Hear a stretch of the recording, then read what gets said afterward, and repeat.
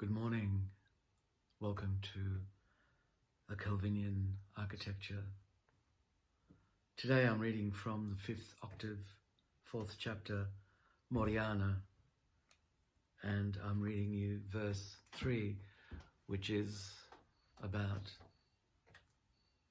a house I wanted to live in, somewhere I wanted to live in. And then I'll be reading from 5th octave, 5th chapter, also about somewhere I might have wanted to live in. Verse 3.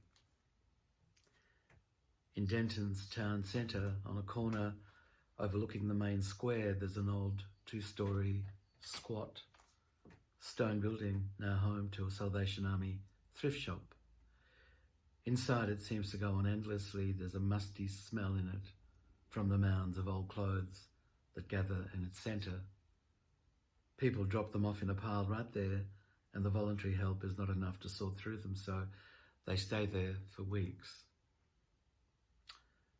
The rooms above are huge as well. Through the west windows you can see a long way. Even the New Mexico mountains are visible on clear days. These rooms are empty now. They were once used as storage for the leather industry, and the timber lining their walls has been permeated with the smell of fresh hides. The feeling is one of being inside something warm and living, something protective.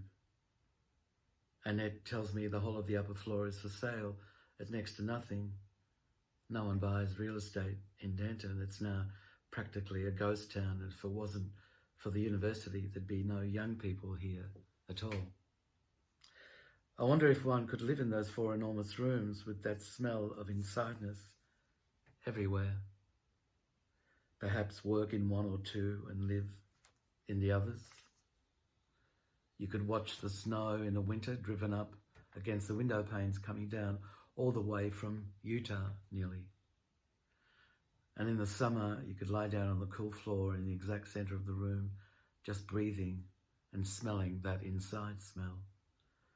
For 3 days in a row, I try and contact the agent, but there's never anyone there, not even an answering machine. I decide to walk past the agency, which doubles up as a gents' hairdressing salon. There's a sign in the window that says, "For urgent messages, call," and it gives a number. I check it and it's the same one I've got. No one in town, though, seems to know where the agent has gone. A week later, there's a tiny article in the local newspaper saying he's been found sitting in his car in one of those parking bays that looks straight into the desert, from which it's rumoured the Marfa lights and other strange phenomena can sometimes be seen. No suspicious circumstances, just a natural death, says the article. A week later, back from Big Bend, I happen to walk past the salon. The sign's still in the window. I check that number again, just automatically, I think. And this time it doesn't match at all. Not at all. Yet the sign hasn't been moved. There's the same dust all over it, all around it. Same angle, leaning against the red and white candy-striped column. Same handwriting. Everything's the same, really, except the numbers. They're not the same at all. Not at all.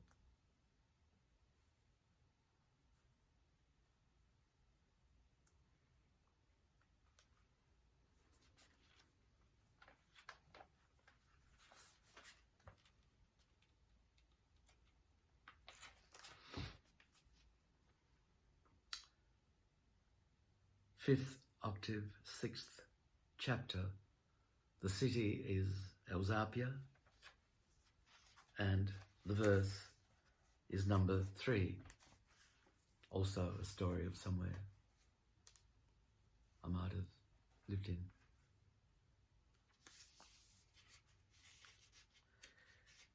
This might seem strange, but many years ago at my grandmother's funeral in 1971, that's how long ago it was, I happened to have some official business to attend to in the office of the Melbourne General Cemetery on College Crescent.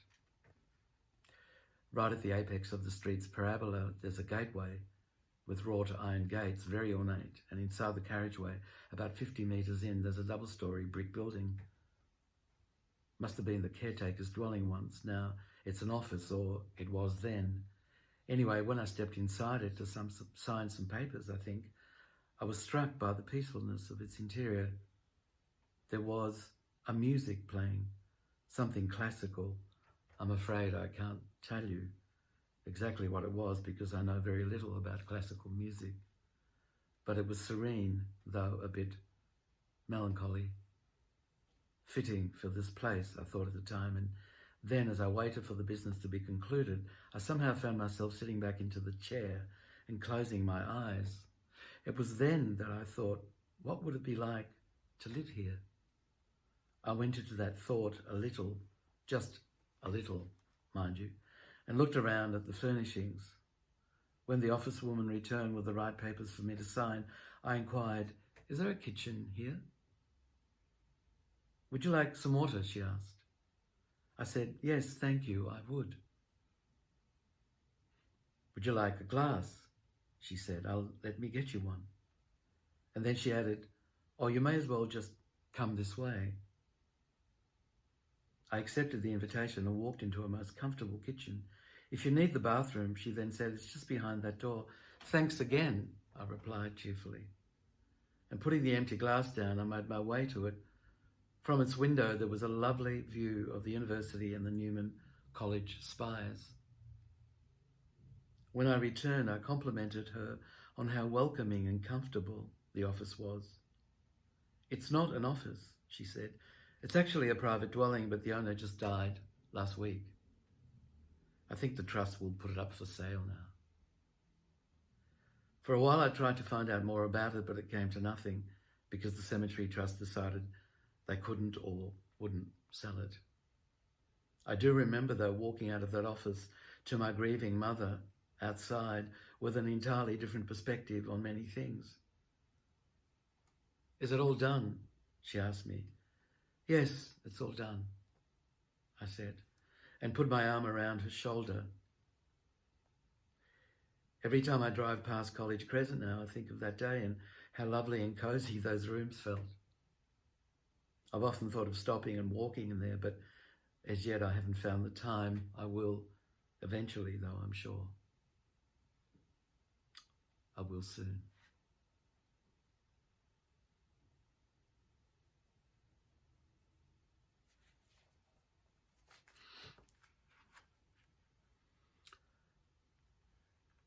Life and death, so close, such a fragile membrane divides the two.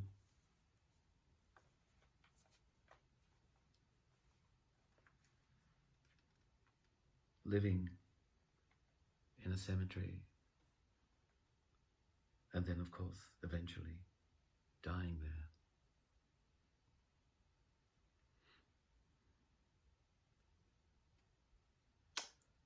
Until tomorrow, 5th octave, 7th chapter. The city is Bersaber.